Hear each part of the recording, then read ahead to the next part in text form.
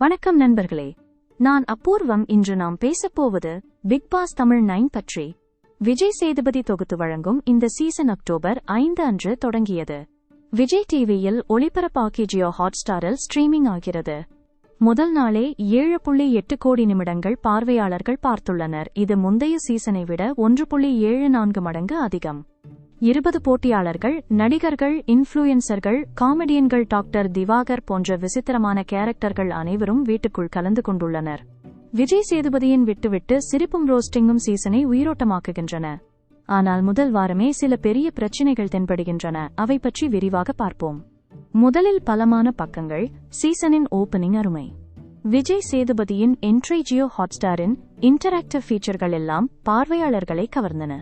முதல் task washing jeans captaincy challenge Tushar Aadhirai, Soundararajan, Praveen Raj இடையே நடந்தது. இது அலையன்ஸ்களை வெளிப்படுத்தியது. நந்தினியின் உணர்ச்சிகரமான கதை பெற்றோர்கள் இல்லாமல் வளர்ந்தது போட்டியாளர்களை மனிதர்களாக காட்டியது. சுபிக்ஷா, விஜய், பார்வதி போன்ற இன்ஃப்ளூயன்சர்கள் டிஜிட்டல் ஸ்டைலில் பேசி இளைஞர்களை ஈர்க்கின்றனர். ஆனால் பிரச்சினைகள் அதிகம். முதல் வாரம் வீட்டுக்குள் நச்சுத்தன்மை நிறைந்துள்ளது. சமையலறையில் ஆதிரைக்கும் பிரவீனுக்கும் இடையே உப்பு அதிகமான உணவு சண்டை. அது பெரிய சத்தமாக மாறியது. இதுபோன்ற சிறிய விஷயங்கள் பெரிய உணர்ச்சி வெடிப்புகளாக மாறுகின்றன. ஆண் போட்டியாளர்கள் போன்ற பிரவீன் ஆதிக்கம் செலுத்துகின்றனர். அப்சரா போன்ற அமைதியானவர்கள் பின்னுக்கு தள்ளப்படுகின்றனர். மிக மோசமானது மனநலம்.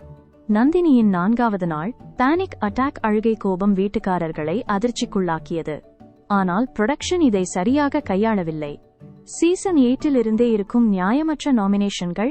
விஜய் டிவி ஸ்டார் போட்டியாளர்களுக்கு ஃபேவரட்டிசம் இங்கும் தொடர்கின்றன. இது நிகழ்ச்சியின் நம்பகத்தன்மையை கேள்விக்குள்ளாக்குகிறது. இந்த வாரம் விஜய் சேதுபதி என்ன செய்ய வேண்டும்?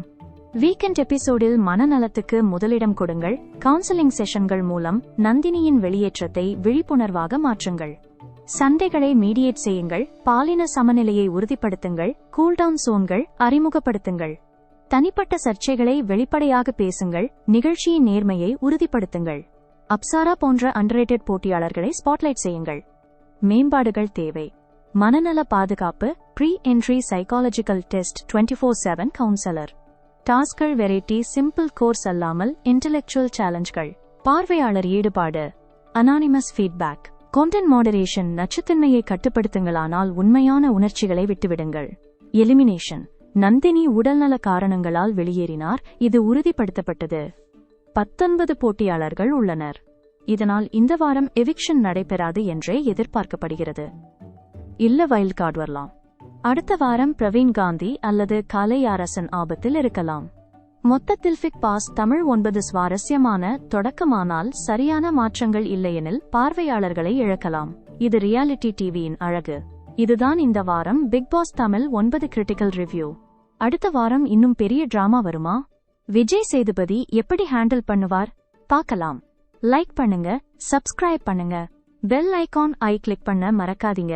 அப்போதான் பாரடாக்ஸ் யூனிவர்ஸ்ல வரும் அடுத்த வீடியோவோட பாரடாக்ஸ் ட்விஸ்ட் மிஸ் ஆகாது. அடுத்த வீடியோவில் சந்திப்போம்.